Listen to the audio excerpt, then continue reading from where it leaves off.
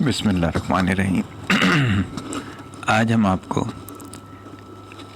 Frock की picture making से आपकी ज़िंदगी को रिलेट करना सिखा रहे हैं और आपको शऊर देना चाह रहे हैं कि हर तरह से आप सीख सकते हैं अगर आपके पास सीखने वाला लर्निंग माइंडसेट हो।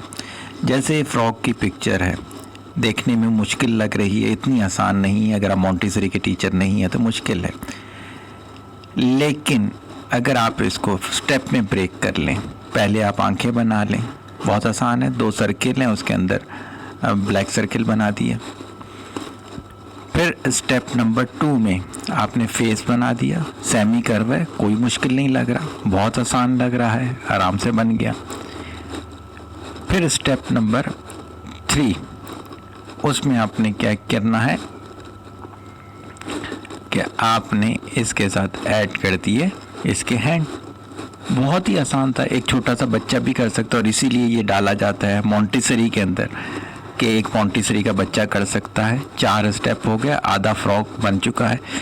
फिर ऐड की इसकी लेग्स और टंग बना दिया, पूरा फ्रॉक बन गया आराम से।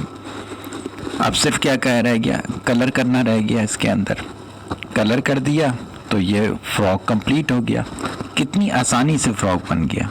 बिल्कुल इसी तरह अगर आप ज़िंदगी के गेम ऑफ लाइफ को इस तरह स्टेप में ब्रेक कर लें तो वो आसानी से अचीव हो जाएगा, बिल्कुल इस फ्रॉक की तरह।